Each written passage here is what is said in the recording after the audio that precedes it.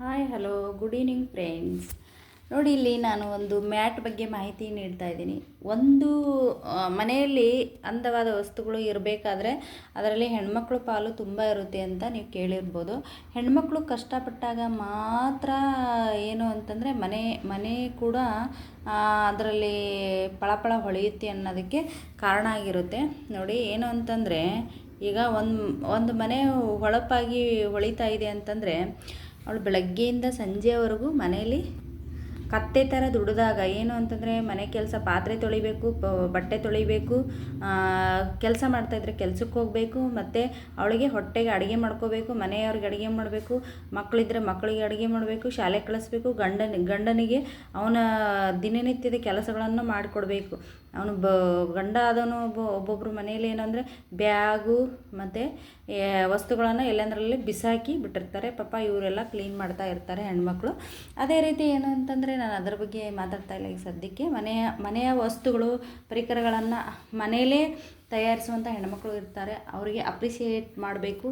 ಹಾಗೆಯೇ ಅವನ್ನ ಮುಂದೆ ಏನು ಅಂತಂದರೆ ಅದನ್ನು ಹಳ್ಳೀಲಿ ಆದಷ್ಟು ಒಂದು ಸ್ವಲ್ಪ ಬೆಳವಣಿಗೆ ಇರುತ್ತೆ, ಸಿಟೀಲಿ ಸ್ವಲ್ಪ ಕಡಿಮೆ. ಯಾಕಂದರೆ ನಾವು ವಿದೇಶಿ ವಸ್ತುಗಳ ವ್ಯಾಪಾರಕ್ಕೆ ಮನಸೋತಿದ್ದೀವಿ, ನಮ್ಮದೇ ಆದ ವಸ್ತುಗಳ ಕೊಳ್ಳುವಿಕೆ ಕಡಿಮೆ ಆಗಿದೆ. ನಾವು ಏನು ಅಂತಂದರೆ ಸ್ವಲ್ಪ ಚೆನ್ನಾಗಿ ಕಾಣಿಸ್ಬೇಕು, ಡೆಕೋರೇಷನ್ನು, ಮಿಂಚಿಂಗು, ಹಾಗೆಯೇ ಡೆಕೋರೇಷನ್ ಕಾಣಬೇಕು ಅಂತ ನಾವು ಬಳಕೆ ಮಾಡೋಕ್ಕೆ ಹೋಗ್ತೀವಿ. ಆದರೆ ಅದರಲ್ಲಿ ಪ್ಲಾಸ್ಟಿಕ್ಕು ಮತ್ತು ಏನಾಗುತ್ತೆ ಅಂದರೆ ಬೇರೆ ಬೇರೆ ವಸ್ತುಗಳು ಕ್ರಿಯೇಟ್ ಆಗಿರ್ತವೆ. ಹಾಗೆಯೇ ನಾನು ಇಲ್ಲಿ ಹೋಮ್ ಮೇಡ್ ಒಂದು ವಸ್ತುನ ಹೇಳ್ಕೊಂಡು ನೋಡಿ, ಇದು ದೊಡ್ಡ ಮ್ಯಾಟ್. ಇಲ್ಲಿ ನೋಡಿ, ಒಂದೇ ಒಂದು ಸೀರೆಯಲ್ಲಿ ಇಂಥ ದೊಡ್ಡ ಮ್ಯಾಟ್ ಆಗಿದೆ.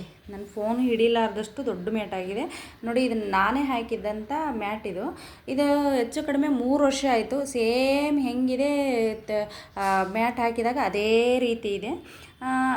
ಈ ಥರ ಮ್ಯಾಟು ಮತ್ತು ಈ ಥರ ಮ್ಯಾಟ್ಗೂ ಎಷ್ಟು ವ್ಯತ್ಯಾಸ ಇದೆ. ಇದು ದುಡ್ಡು ಕೊಟ್ಟು ತೊಗೊಂಡಿರೋ ಮ್ಯಾಟು. ಇದು ನೋಡಿ, ಈಗ ಇದು ಹೆಚ್ಚು ಕಡಿಮೆ 3 ವರ್ಷ ಆಯಿತು ನೋಡಿ. ಇದಕ್ಕೂ ಇದು ನೋಡಿ, ಡಿಸೈನು ಹೋಗಿದೆ ಆಲ್ರೆಡಿ. ಏನಾಗಿದೆ, ಇದು ಕಾಟನ್ನು ಪರವಾಗಿಲ್ಲ, ಏನು ಇದು ಚೆನ್ನಾಗೇ ತಾಳಿಕೆ ಬಂದಿದೆ. ಅದರ ಬಗ್ಗೆ ನಾನು ಎರಡು ಮಾತಿಲ್ಲ. ಆದರೆ ನಾನು ಏನು ಹೇಳೋಕ್ಕೆ ಬಯಸ್ತಿದ್ದೀನಿ ಅಂದರೆ, ಇನ್ನೊಂದು ಥರ ಇವಾಗ ಬರ್ತಾಯಿದ್ದೀವಿ ಆರ್ಟಿಫಿಷಿಯಲ್ ಥರ. ಅವು ಏನಾಗ್ತಾವಂದರೆ ನಮ್ಮ ಹಾನಿಕಾರಕ ವಸ್ತುಗಳು. ಹಾಗೆಯೇ ನಾವೇನು ಮಾಡ್ತೀವಿ ಅಂತಂದರೆ ಬರ್ತಾ ಪಾಶ್ಚಾತ್ಯ ಬಳಕೆಗಳನ್ನು ನಾವು ಮಾಡ್ತಾಯಿದ್ದೀವಿ. ಇವು ಹೋಮ್ ಮೇಡು ನೋಡಿ. ಒಂದು ಮನೆಯಲ್ಲಿ ಅಜ್ಜಿಗಳಾಗಲಿ, ದೊಡ್ಡವ್ರು ಹಿರಿಯರಾಗಲಿ ಬಳಸುವಂಥ ಸೀರೆಗಳನ್ನು ಒಂದು ಕೊಟ್ಬಿಟ್ರೆ ಒಂದು ಸೀರೆಗೆ ಒಂದೇ ಒಂದು ಮ್ಯಾಟ್ ಆಗುತ್ತೆ. ಅದನ್ನು ನೆನಪಿರಲಿ. ಆದರೆ ನೀಟ್ನೆಸ್ಸಾಗಿ ಇದನ್ನು ಗುಟ್ಟಾಗಿ ಗುತ್ತಾಗಿ ಹಾಕಿದರೆ ಇನ್ನೂ ಒಂಥರ ಏನು ಅಂತಂದರೆ ಒಂಥರ ಗಿಮಿಕ್ಕಾಗಿ ಚೆನ್ನಾಗಿ ಕಾಣಿಸುತ್ತೆ. ಇದರಲ್ಲಿ ಹೂವು, ಫ್ಲವರ್ ಥರ ಮಾಡ್ಕೋಬೋದು ನಾವು. ಬೇಕು ಅಂದರೆ ನಾನು ಇನ್ನೊಂದು ಸತಿ ಅದನ್ನು ತೋರಿಸ್ತೀನಿ. ಹಾಗೆ ಮ್ಯಾಟ್ ಹೇಗೆ ಹಾಕಬೇಕು ಅನ್ನೋದನ್ನು ನಾನು ಇನ್ನೊಂದು ವಿಡಿಯೋದಲ್ಲಿ ತೋರಿಸ್ತೀನಿ. ಹಾಗೆಯೇ ಈ ಮ್ಯಾಟ್ ಬಳಕೆಯಿಂದ ಏನೇನು ನಮಗೆ ಲಾಭಗಳು ಇದಾವೆ ಅಂತಂದರೆ, ಇದು ಕಲರ್ಫುಲ್ಲಾಗಿ ಕಾಣಿಸುತ್ತೆ, ಕಲರ್ಫುಲ್ಲು. ಹಾಗೆಯೇ ಏನು ಅಂತಂದರೆ 3 ವರ್ಷ 5 ವರ್ಷ ಒಂದು ಮ್ಯಾಟು ಬಾಳಿಕೆ ಬರುತ್ತೆ ಅಂದರೆ ಸುಮ್ಮನೆ ಅಲ್ಲ. ಬರೀ ಒಂದು ಸೀರೆಯಿಂದ ಅದು ಉಟ್ಟು ಬಿಟ್ಟಿರೋಂಥ ಹಳೆಯ ಸೀರೆಯನ್ನು ಉಪಯೋಗಿಸಿರೋದು. ಅದು ಏನಾಗುತ್ತೆ, 3 ರಿಂದ 5 ವರ್ಷ ಬರುತ್ತೆ. ದುಡ್ಡು ಉಳಿತಾಯ ಆಗುತ್ತೆ ಇದರಲ್ಲಿ. ಇದನ್ನು ತುಂಬ ಏನು ಅಂತಂದರೆ ಕೈಯಿಂದ ತಿಕ್ಕೋ ಅವಶ್ಯಕತೆ ಇಲ್ಲ. ಕೂದಲುಗಳು ಅಂಟ್ಕೊಳ್ಳೋದಿಲ್ಲ ನೋಡಿ. ಒಂದೇ ಒಂದಾದ್ರೂ ಕೂದಲುಗಳು ಅಂಟ್ಕೊಂಡಿರೋದಿಲ್ಲ.